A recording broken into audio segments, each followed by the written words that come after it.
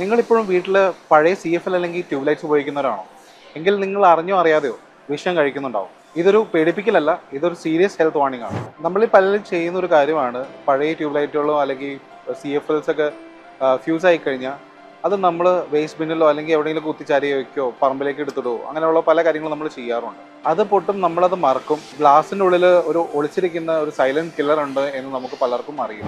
നമ്മൾ വിചാരിക്കുന്നത് വെറും ഗ്ലാസ് വേസ്റ്റ് ആണ് എന്നൊക്കെയൊക്കെ ആയിരുന്നു. പക്ഷെ അതിൽ ഒളിച്ചിരിക്കുന്ന ഈ സൈലന്റ് കില്ലർ എങ്ങനെയാണ് നമ്മുടെ മണ്ണിനെ വിഷാംശം നിറഞ്ഞതാക്കുന്നത് എന്ന് നമുക്ക് ഒന്ന് നോക്കാം. ഒരു CFL അല്ലെങ്കിൽ ഒരു ഫ്ലോറസെന്റ് ട്യൂബ് വർക്ക് ചെയ്യുന്നത് അതിൽ അടങ്ങിയിരിക്കുന്ന മെർക്കുറി വേപ്പർ മൂലമാണ്. ഈ മെർക്കുറി വേപ്പറിൽ കൂടെ ഇലക്ട്രിക് കറണ്ട് പാസ് ചെയ്യുമ്പോൾ അതിൽ അൾട്രാ വയലറ്റ് റേസ് രശ്മികൾ ഉണ്ടാവുന്നതുകൊണ്ടാണ് നമുക്ക് ലൈറ്റായിട്ട് അത് രൂപപ്പെടുന്നത്.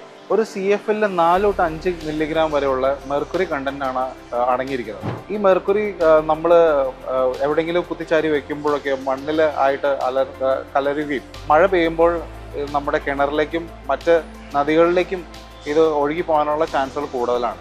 അങ്ങനെ വരുമ്പോൾ ഈ വെള്ളത്തിൽ അടങ്ങിയിരിക്കുന്ന ബാക്ടീരിയകൾ ഇതിനെ മീഥൈൽ മെർക്കുറി എന്നുള്ളൊരു രൂപത്തിലേക്ക് ഇത് മാറ്റുകയും ഈ മീഥൈൽ മെർക്കുറി പ്ലാങ്ക്ടോൺ പോലത്തെ ചെറിയ ചെറിയ ഓർഗാനിസംസ് വെള്ളത്തിൽ അടങ്ങിയിരിക്കുന്ന ഓർഗാനിസംസ് അത് കഴിക്കുകയും പിന്നെ ചെറുമീനുകൾ അത് കഴിക്കുകയും ചെറുമീനുകൾ വലിയ മീൻ കഴിക്കുകയും ഇതിങ്ങനെ ഈ മെർക്കുറി കണ്ടന്റ് ഇങ്ങനെ അക്യുമുലേറ്റ് ചെയ്ത് ഒരു ബയോ അക്യുമുലേഷൻ എന്ന് പറയുന്ന ഒരു രൂപത്തിലേക്ക് ഇത് മാറുകയാണ് ചെയ്യുന്നത്.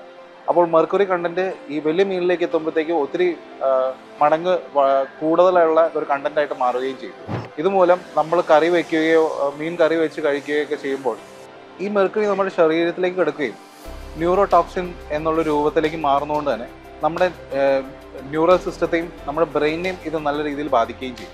അതുകൊണ്ട് കറണ്ട് ലാഭിക്കാൻ മാത്രമല്ല നമ്മുടെ വരും തലമുറയ്ക്ക് നല്ലൊരു ആരോഗ്യം സൃഷ്ടിക്കുവാനും വേണ്ടി ആയിട്ട് നിങ്ങൾ പഴയ ഈ CFL പോലത്തെ ഫ്ലൂറസെന്റ് ലൈറ്റിങ്ങുകൾ മാറ്റി പുതിയ LED ലൈറ്റിംഗ് സിസ്റ്റത്തിലേക്ക് മാറുക.